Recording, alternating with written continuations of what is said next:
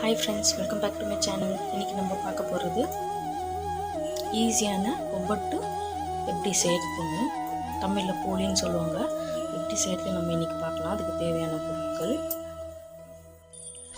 நான் இங்கே மைதா மாவு, லைட்டாக ஒரு பிஞ்சு உப்பு, அதுக்கப்புறம் கொஞ்சோண்டு கலருக்காக டர்மரிக் பவுடர், மஞ்சள் தூள் போட்டு நல்லா கிளறி எண்ணெய் போட்டு வச்சுருக்கேன். மேரினேட் ஆகிட்டு இருக்குது.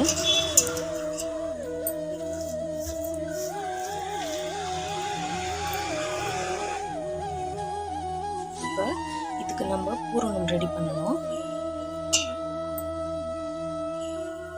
நான் ஆல்ரெடி ரெடி பண்ணி வச்சுருக்கேன் ஃப்ரெண்ட்ஸ். இதை நான் என்ன பண்ணேன்னா, கடலப்பருப்பு நல்லா 2 விசில் வர வரைக்கும் எடுத்து, இப்படி பண்ணால் நம்ம கையிலே கொஞ்சம் நல்லா ப்ரெஸ் ஆகி வரும்.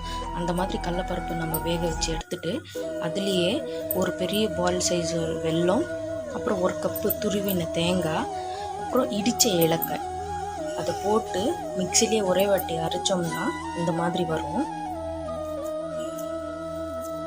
இதை நான் இப்படி உருண்டை பண்ணி வச்சு ரெடியாக வச்சுருக்கேன். இப்போ நான் எப்படி ஒப்பட்டு சுட போகிறேன்னு காமிக்கிறேன்.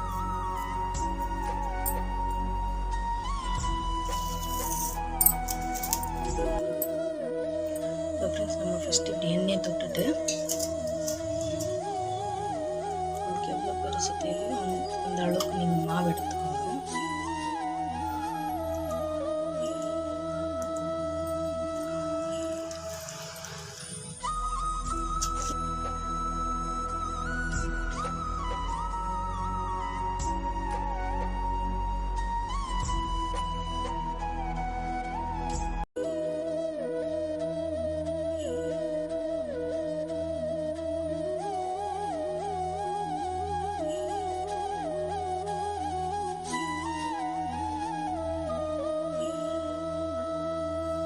உருட்டி வச்சுருக்க பூரணம் எடுத்து நம்ம இதில் ப்ளேஸ் பண்ணி கவர் பண்ணிக்கலாம்.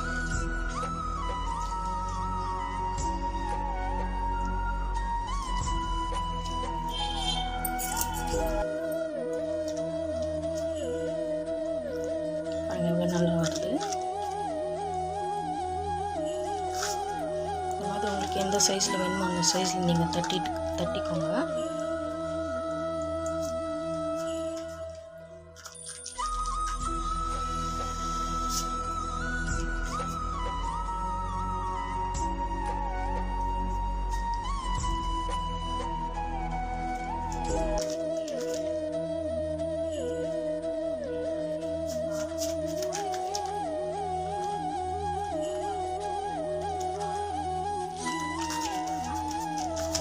நான் இதை தவா மேலே போட்டு காமிக்கிறேன்.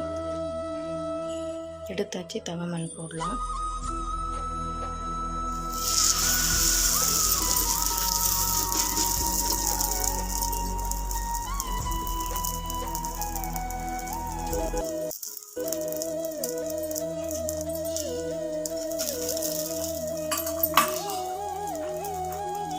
நம்ம இதை சுற்றியும் இது மேலேயும் நம்ம எண்ணெய் ஸ்ப்ரெட் பண்ணிக்கலாம். இல்லைனா இது ஒரு மாதிரி ரொட்டி மாதிரி வரும்.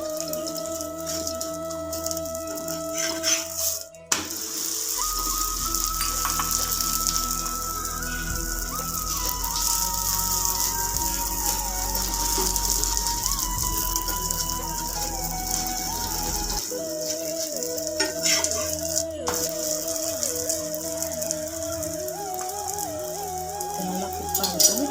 ஆல்ரெடி இங்கே 3 செஞ்சு வச்சுருக்கேன். சாஃப்டாக நல்லா இருக்கும்.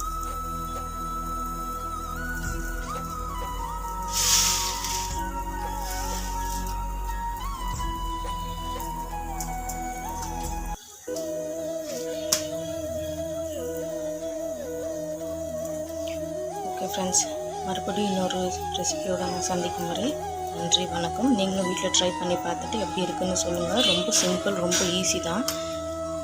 ஜஸ்ட்டு மைதா மாவில் கொஞ்சோண்டு ஒரு பிஞ்சு உப்பு, மஞ்சள் தூள் போட்டு நம்ம நல்லா அதை பிசைஞ்சு எண்ணெய் விட்டு நம்ம நல்லா மேரினேட் பண்ண வச்சுட்டோம்னா, நெக்ஸ்ட்டு கடலப்பருப்பு 2 விசில் வச்சு எடுத்துகிட்டு அதில் 1 கப்பு தேங்காய், இடித்த ஏலக்காய், அதுக்கப்புறம் வெல்லம் ஒரு பெரிய பால் உருண்டை சைஸ் வெல்லம் அதை எடுத்து ஒன்றாவே அரைச்சிக்கிங்கன்னா உங்களுக்கு இந்த மாதிரி டோ வரும். இந்த மாதிரி பூரணம் ரெடி ஆகிடும்.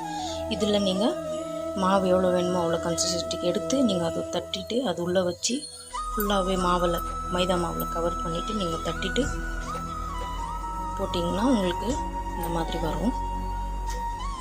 ஓகே ஃப்ரெண்ட்ஸ், வீட்டில் ட்ரை பண்ணி பார்த்துட்டு கமெண்ட் பாக்ஸில் கமெண்ட் பண்ணுங்கள் எப்படி இருந்துச்சு, உங்களுக்கு பிடிச்சிருந்துச்சான்னு. மறக்காமல் நம்ம சேனலை சப்ஸ்கிரைப் பண்ணுங்கள், பெல் ஐக்கானை ப்ரெஸ் பண்ணுங்கள். அப்போ தான் நான் இந்த மாதிரி நிறைய வீடியோஸ் போடுறது உங்களுக்கு வந்து சேரும். தேங்க்யூ ஃப்ரெண்ட்ஸ், பாய்.